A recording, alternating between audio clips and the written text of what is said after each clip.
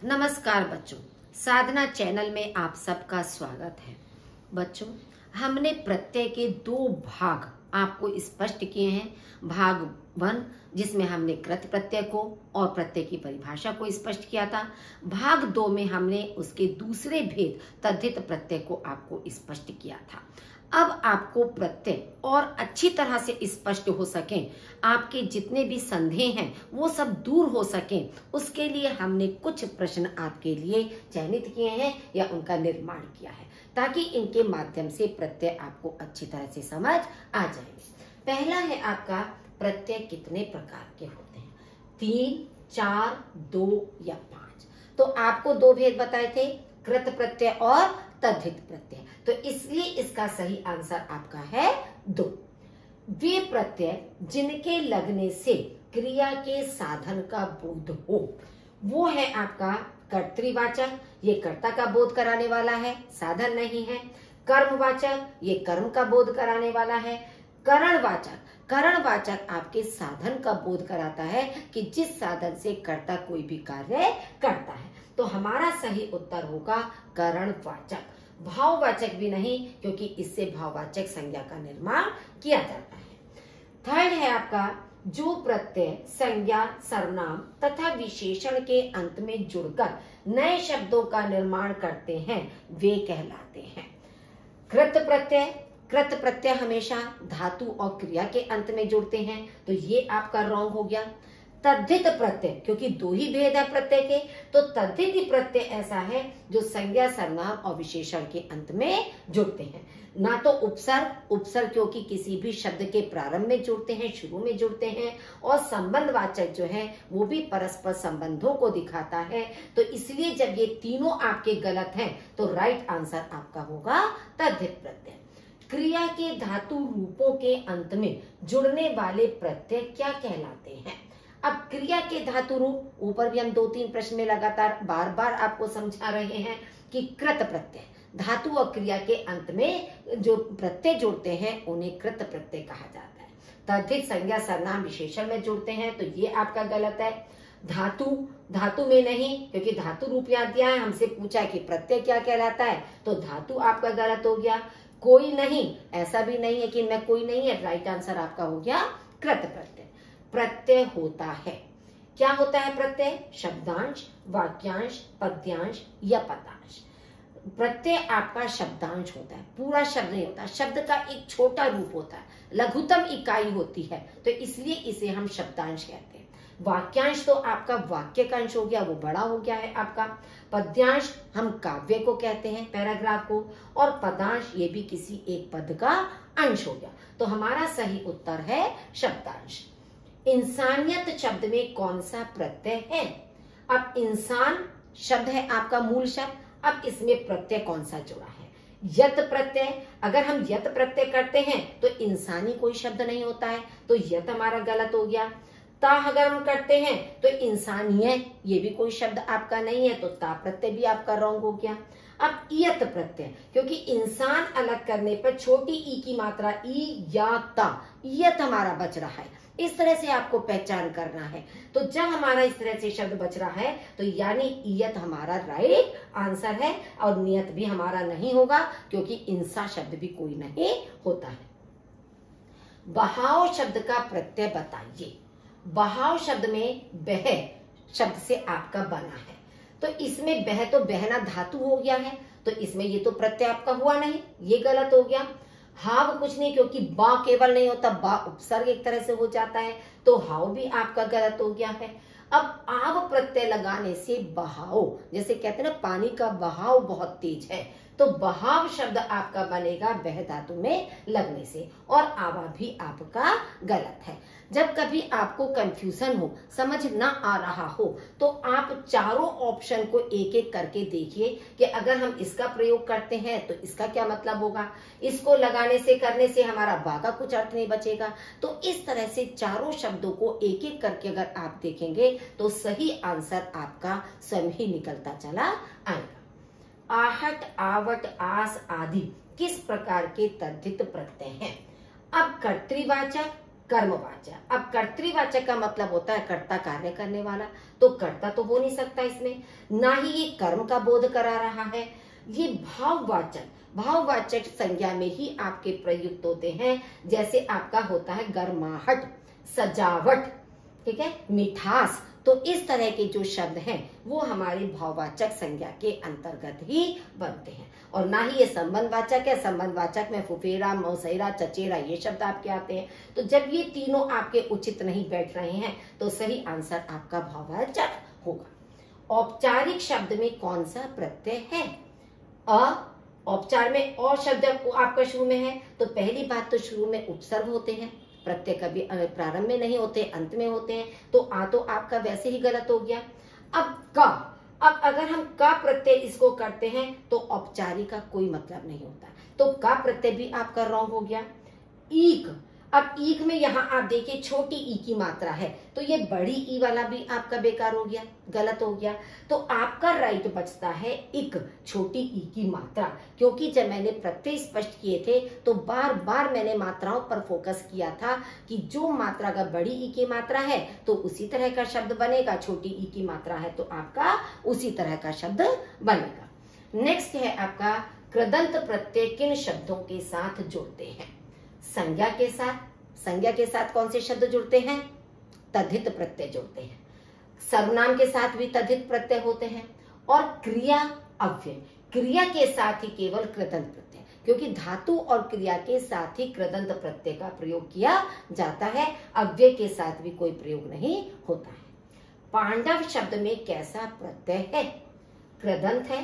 कृदंत क्योंकि धातु से बनता है। अब क्या पांडव शब्द धातु है, क्रिया है? नहीं, क्योंकि पांडु शब्द तो आपका संज्ञा शब्द है, तो इसलिए कृदंत आपका नहीं हो सकता है।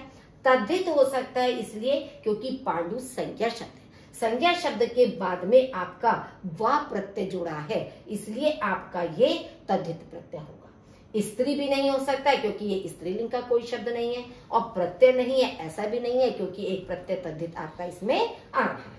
सुत शब्द को स्त्रीवाचक बनाने के लिए किस प्रत्यय का प्रयोग होगा? इया।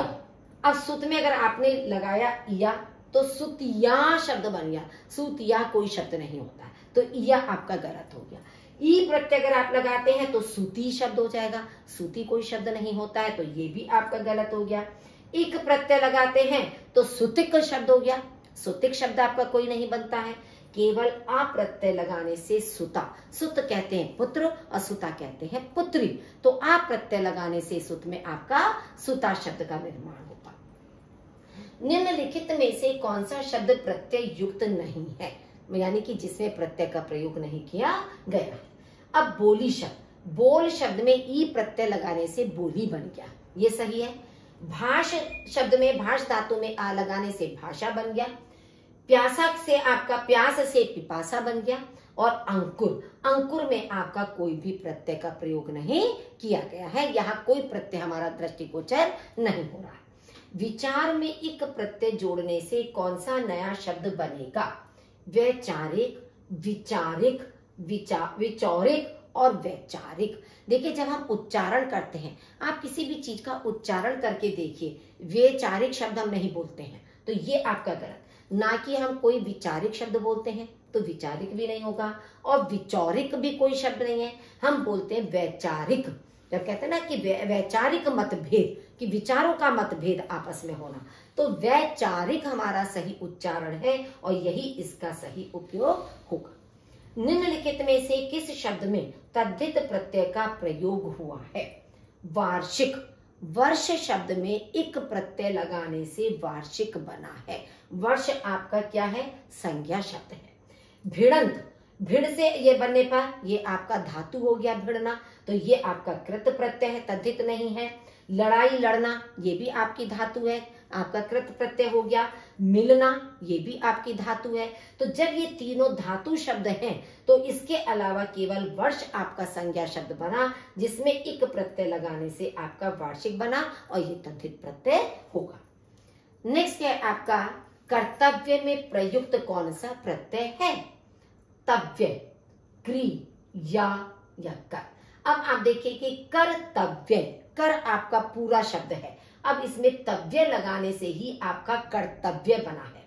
क्री नहीं हो सकता, क्री में तव्य आपका नहीं आएगा, क्री धातु हो गई है। या आपका नहीं हो सकता है क्योंकि कर्तव्य कोई शब्द आपका नहीं होता है। और कर शब्द अगर हम करते हैं तब भी आधा ता और पूरा ता, ये कोई शब्द आपका नहीं बचता है। तो इस तरह से आपका तव्य प्रयोग इसमें किया गया है। शक्ति में कौन सा मूल शब्द है? कभी आप मूल शब्द भी पूछा जा सकता है, जरूरी नहीं कि केवल प्रत्यय आपसे पूछा जाए, मूल शब्द भी पूछा जा सकता है। शक, शक आपकी धातु है जिससे आपकी शक्ति शब्द बना है। ती आपका नहीं हो सकता, क्यों? क्योंकि मूल शब्द पूछा है, ती कोई मूल शब्द नहीं है। ती, बड़ी ती इसमें है नहीं, इसलिए वैसे ही ये रॉन्ग हो गया है। इक्ति शब्द भी नहीं है क्योंकि केवल शा शब्द कुछ भी आपका नहीं होता है। तो मूल शब्द आपका होगा शक। श्रवणीय में कौन सा प्रत्यय है? श्रवण का मतलब होता है सुनने योग्य, श्रवण करने योग्य। अब अण, अण बीच में से आप निकाल कर नहीं कर सकते क्योंकि प्रत्यय आपके लास्ट में जुड़ते हैं। यह प्रत्यय भी हमें दिख रहा है, यह प्रत्यय दिख रहा है इसमें, तो अण नहीं हो सकता। अणीय शब्द, अणीय भी कोई शब्द प्रत्यय नहीं होता है कि श्रव आपने कर दिया और अणीय प्रत्यय हो गया। प्रत्यय होता है आपका अन्य, तो श्रवण प्लस अन्य या श्रु धातु में आप कहेंगे, श्रु माने होता है सुनना, श्रु धातु में अन्य प्रत्यय लगाने से हमारा बनता है श्रवणीय। अयाति संधि आपने पढ़ी होगी कि उनके बाद कोई भी असमान स्वर आने से आपका अय बन जाता है। तो ये आपका श्रु धातु में अन्य प्रत्यय लगाने से श्रवणीय शब्द बन गया है श्रु में। और या भी आपका अकेला नहीं हो सकता क्योंकि श्रवणी शब्द भी कुछ नहीं होता है। नेक्स्ट है आपका दे में कौन सा क्रिया या मूल शब्द है? दे, दे का मतलब होता है देना। दा धातु, दा धातु हमारी देने के रूप में प्रयुक्त होती है। दे इसमें नहीं हो सकता क्योंकि या केवल आपका कोई भी नहीं है। दा भी नहीं हो सकता और देया, देया का तो इसमें कोई मतलब नहीं है, आ की कोई मात्रा नहीं है, इसलिए ये तो आ ही नहीं सकता। केवल दा भी नहीं होता। दा धातु होती है जो कि देने के अर्थ में प्रयोग की जाती है और ये कृदंत प्रत्यय के अंतर्गत आता है। देहाती में कौन सा प्रत्यय है? अब देहाती, देहाती किसे कहते हैं? पहले के समय में कहा जाता है कि जो गांव में रहने वाले लोग होते हैं उन्हें देहाती कहते हैं, या जो बिल्कुल पढ़े लिखे नहीं होते हैं, एक तरह से उल्टी सीधी बातें करने वाले, उनके लिए देहाती शब्द का प्रयोग किया जाता है। तो ती प्रत्यय देहा, अगर हम देहा करते तो देहा कोई शब्द नहीं होता है, ती प्रत्यय। ता भी आपका नहीं हो सकता क्योंकि बाद में ई की मात्रा भी है। केवल ई, देहात शब्द में ई प्रत्यय लगाने से देहाती शब्द का निर्माण किया गया है। क्योंकि अगर हम ती की छोटी की मात्रा करते हैं तब भी ये आपका रॉन्ग है, छोटी ई की मात्रा यहाँ पर कहीं पर भी नहीं है। कौनते शब्द में कौन सा प्रत्यय है? कौनते, अब कौनते बना है किससे? कुंती से। कुंती पुत्र को कौनते कहा जाता है। कुंती शब्द हमारा संज्ञा शब्द है, तो संज्ञा शब्द में ए प्रत्यय लगाने से हमारा कौनते शब्द बना है। या नहीं हो सकता है क्योंकि कौनते कोई शब्द नहीं होता है, कुंती से बना है। ये भी नहीं हो सकता है क्योंकि यहाँ पर एक ही मात्रा है, और अय भी नहीं हो सकता है क्योंकि यहाँ पर एक ही मात्रा है। तो ये तीनों जब हमारे रॉन्ग हो गए तो हमारा सही अर्थ बचता है ए, कि ए और या जो है ये हमारा सही आंसर है। नेक्स्ट है प्रत्यय प्रयोग की दृष्टि से कौन सा शब्द भिन्न है? गढ़ंत, रटंत, वसंत, भिड़ंत। अब आप देखिए गढ़ना धातु में गढ़ धातु से गढ़ंत बन गया, रट धातु से शब्द से रटंत बन गया, भिड़ से भिड़ना से भिड़ंत बन गया। केवल वसंत ऐसा शब्द है क्योंकि ये संज्ञा शब्द है, ये अलग हटकर है कि वसंत, इन तीनों में धातुओं का प्रयोग किया गया है लेकिन केवल मात्र ये वसंत में नहीं किया गया है, इसलिए राइट आंसर हमारा वसंत होगा। एरा प्रत्यय से बना शब्द नहीं है। लुटेरा, कमेरा, सपेरा, मेरा। अब आप देखेंगे एक ही मात्रा सम में है लेकिन लूट से लुटेरा बना है, काम से कमेरा बना है, सांप से सपेरा बना है, लेकिन मेरा में एरा अगर आप लगा दोगे तो माँ का कोई अर्थ नहीं है अपने में, क्योंकि मूल शब्द भी हमारा अर्थपूर्ण बचना चाहिए अगर हम प्रत्यय को अलग करते हैं। कौन सा शब्द आगत प्रत्यय से नहीं बना है?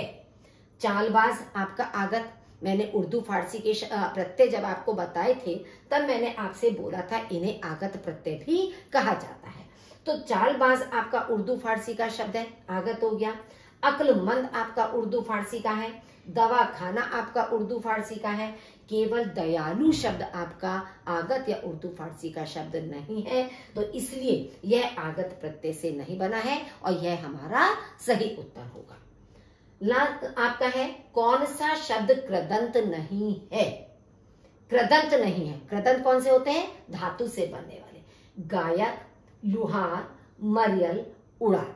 अब गायक जो है वो गा धातु से बना है, गायन करने वाला। लुहार केवल लोहा संज्ञा शब्द से बना है, द्रव्यवाचक संज्ञा से बना है, इसलिए यह आपका कृदंत नहीं है। बाकी सब उड़ान, मरियल ये सब आपके धातुओं से बने हैं, ये आपका तद्धित प्रत्यय के अंतर्गत आता है। स्थानवाचक तद्धित प्रत्यय से युक्त शब्द कौन सा है? दिल्ली, मुंबई, जयपुरिया या बिहार। अब आप देखेंगे दिल्ली, दिल्ली में कोई प्रत्यय नहीं, दिल कोई शब्द नहीं होता है कि उसमें आप ई प्रत्यय अलग कर दें, दिल्ली अपने में पूरा शब्द है। मुंबई, इसमें ई प्रत्यय अलग नहीं कर सकते क्योंकि मुंब कोई शब्द नहीं होता है। बिहार, बिहार में आप हार प्रत्यय अगर अलग कर देते हैं तो खाली बी का कोई मतलब नहीं बचता है। केवल जयपुरिया में है आपका कि जयपुर शब्द में यह प्रत्यय लगाकर जयपुरिया बना है, तो ये आपका स्थानवाचक तद्धित प्रत्यय होगा। किस शब्द में संबंधवाचक तद्धित प्रत्यय प्रयुक्त हुआ है? चौकीदार, धनवान, चचेरा या लुटिया। अब आप देखेंगे चौकीदार, चौकीदार से कोई संबंध ऐसा नहीं होता है। धनवान, इससे कोई संबंध प्रकट नहीं हो रहा है। लुटिया से कोई संबंध प्रकट नहीं हो रहा है। संबंध केवल किससे प्रकट हो रहा है? चचेरा, यानी कि चाचा के बच्चे से, चाचा के लड़के के साथ, इससे हमारा संबंध है, तो इसलिए वो हमारा चचेरा संबंधवाचक हो गया। अब है आपका प्रत्यय के द्वारा कौन सा शब्द विशेषण से संज्ञा बनाया गया है? विशेषण से संज्ञा बनाना। अब आपका दयालु, दयालु तो आपका विशेषण शब्द है, संज्ञा शब्द नहीं है, तो ये आपका गलत हो गया। दर्शनीय, ये भी आपका विशेषण शब्द है, दर्शनीय स्थल जैसे होता है, तो ये आपका गलत हो गया। गर्माहट, गर्म विशेषण शब्द में आहट प्रत्यय लगाने पर ये भाववाचक संज्ञा बनी है, भाववाचक प्रत्यय आपका बन गया। जेठानी, ये भी आपके संबंध को या स्त्रीलिंग के शब्द को प्रयुक्त कर रहा है, तो ये तीनों आपके गलत है। केवल गर्माहट भाववाचक संज्ञा बना है। कौन सा शब्द भाववाचक तद्धित प्रत्यय से युक्त नहीं है? मधुरता, पहाड़ी, पुरुषत्व, लालिमा, ये सब। अब मधुर शब्द में ता लगाने पर भाववाचक तद्धित प्रत्यय बन गया। पहाड़ शब्द से ई प्रत्यय लगाने पर पहाड़ी बना है, लेकिन यह पहाड़ी आपका विशेषण शब्द है, ये आपका भाववाचक नहीं है। पुरुष शब्द से त्वा लगने पर ये आपका भाववाचक बना, और लाल में ईमा लगाने से लालिमा, ये भी भाववाचक आपका बना है। बदहजमी में मूल शब्द क्या है? बद अगर आप कर देते हो तो हजमी नहीं, क्योंकि बद तो आपका उपसर्ग है, प्रत्यय नहीं है, तो ये आपका गलत हो गया। ये अगर केवल आप करते हो तो बदहजम, बदहजम कोई शब्द नहीं होता है, तो ये भी आपका गलत है। हजमी तो बद उपसर्ग है, हजमी भी हम नहीं कर सकते क्योंकि इन दोनों में उपसर्ग का प्रयोग नहीं हुआ है। हजम, केवल हजम आपका मूल शब्द है, क्योंकि बद उपसर्ग है, हजम मूल शब्द है, ई प्रत्यय। हमने केवल मूल शब्द पूछा है, तो इसलिए आपका हजम इसमें मूल शब्द होगा। तो बच्चों, इन 30 प्रश्नों के माध्यम से आशा करती हूँ कि आपको प्रत्यय पूर्ण रूप से स्पष्ट हो गए होंगे, और इनका जितना अभ्यास आप करेंगे, जितने नए शब्दों का निर्माण करने का प्रयास आप करेंगे, उतनी ही अच्छी तरह से आपको स्पष्ट होगा। आप मेरे इस चैनल को लाइक कीजिए, शेयर कीजिए और इसके सबसे सब्सक्राइब करते रहिए, ताकि आने वाली नोटिफिकेशन आपको जल्दी से जल्दी प्राप्त हो सके और आप उसका लाभ उठा सकें। धन्यवाद।